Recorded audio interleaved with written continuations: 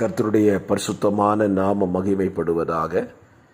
ஆசீர்வாதமான ஒரு நல்ல காலை வேளையிலையும் அனுதின மன்னா என்கிற வேத தியானத்தின் வழியாக தினம் ஒரு அதிகாரத்தை தியானிக்கிற நிகழ்ச்சிக்கு உங்களை அன்புடன் வரவேற்றுக் கொள்கிறேன்.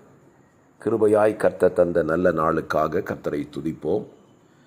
இந்த நாளின் வேத தியான பகுதி ஆதியாகமம் 24ஆம் அதிகாரம்.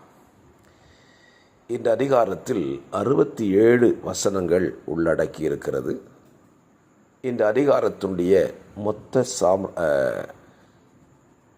மொத்தமான ஒரு கூட்டுத்தொகையினுடைய காரியம் என்ன என்றால், ஆபிரகாம் தன் மகனாகிய ஈசாக்குக்கு பெண் தேடுகிற படலமும், அவனுக்கு ஈசாக்குக்கு பெண் அமைகிறதும், ஈசாக்கினுடைய திருமணம் நடைபெறுகிறதுமான சம்பவம் இந்த அதிகாரத்தில் இருக்கிறது. ஆபிரகாமுடைய வாழ்க்கையில் நாம் ஒரு காரியத்தை இந்த காலவெளியில் கற்றுக்கொள்ள பரலோகத்தின் தகப்பன் உதவி செய்வாராக.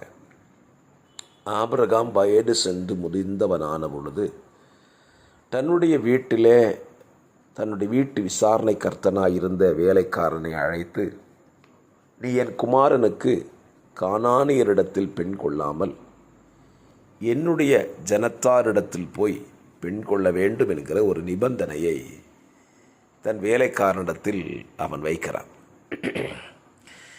இன்றைக்கும் திருமண காரியங்களிலே நம்ம நிறைய நேரங்களில் இந்த தவறுகளை செய்து விடுகிறோம்.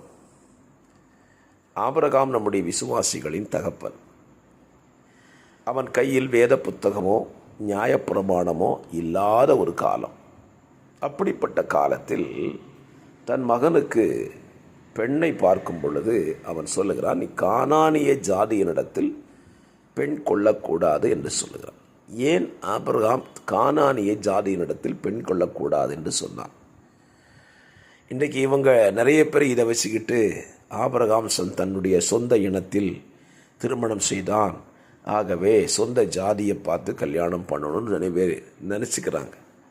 ஆனால் உண்மையிலேயே அவன் ஏன் கானானிய ஜாதியினிடத்தில் பெண் எடுக்கவில்லை என்றால், கானானை குறித்து வேதத்திலே தெளிவாக எழுதப்பட்டிருக்கிறது. ஆதியாகம புத்தகத்தில் 9ஆம் அதிகாரத்தில் கானான் சபிக்கப்பட்டவனாயிருந்தான். தகப்பனால் சபிக்கப்பட்ட ஒரு சந்ததி அது. ஸோ தனக்கு வரப்போகிற மருமகள் தன் மகனுடைய மனைவி சபிக்கப்பட்ட சந்ததியிலிருந்து வரக்கூடாது, மாறாக ஆசீர்வதிக்கப்பட்ட ஒரு சந்ததியிலிருந்து தான் வர வேண்டும் என்பது ஆபிரகாமின் குறிக்கோள். அப்படியானால் ஆபிரகாமினுடைய சொந்த சந்ததி எது என்று கேட்டீங்கன்னா சேத்தை கர்த்தர் ஆசீர்வதித்தான். புரியுங்களா? ஸ்தோத்திரம். அவன் ஆசீர்வதிக்கப்பட்ட சந்ததியாக இருந்தான். ஆகவே தன்னுடைய குமாரனுக்கு ஆசீர்வதிக்கப்பட்ட ஒரு சந்ததியிலிருந்து பெண் எடுக்க வேண்டும் என்று ஆபிரகாம் தீர்மானித்திருந்தான். இன்றைக்கும் நம்முடைய வாழ்க்கையை சற்று யோசித்து பார்ப்போம்.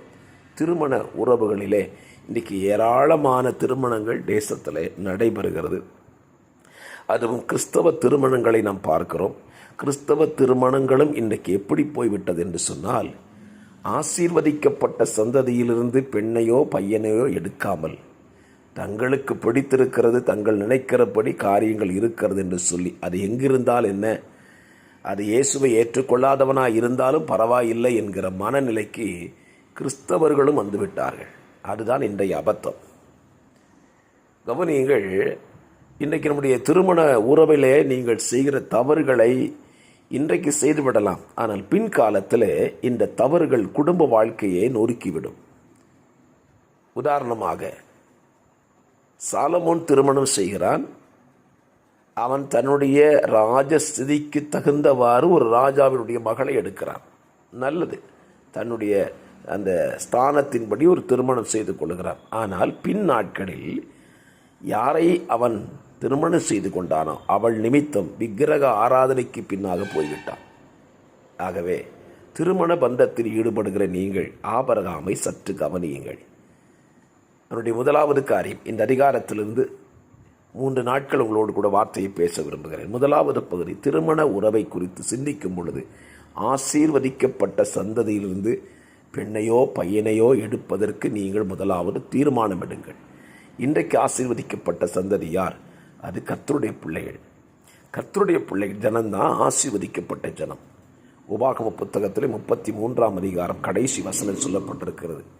ஓ கர்த்தரால் ரட்சிக்கப்பட்ட ஜனமே, உனக்கு ஒப்பானவன் யார்? இந்த ஜனம் ஆசீர்வதிக்கப்பட்ட ஜனம். ஆகவே ஆண்டவருடைய பிள்ளைகளாய் இருக்கிறவர்களிடத்திலிருந்து உங்கள் வீட்டுக்கு தேவையான மகனையோ மருமகளையோ அல்லது மருமகனையோ எடுப்பதற்கு தீர்மானம் பண்ணுங்கள். அது தேவனுக்கு மகிமையாகவும் உங்கள் வாழ்வுக்கு ஆசீர்வாதமாக இருக்கும் என்பதில் சந்தேகமே இல்லை. ஆபிரகாமை போல தீர்மானம் எடுப்பீர்களானால் நிச்சயமாகவே கர்த்தர் உங்களுக்கு காரியங்களை வாய்க்க பண்ணுவார். ஜெபிக்கலாம். பரிசுத்தமுள்ள பிதாவே, இந்த காலவெளியில் இந்த நல்ல தியானத்தின்படி ஆபிரகாமை போல எங்கள் வாழ்க்கையை நாங்கள் அமைத்துக்கொள்ள உதவி செய்யும். இயேசுவின் நாமத்தில் பிதாவே, ஆமென்.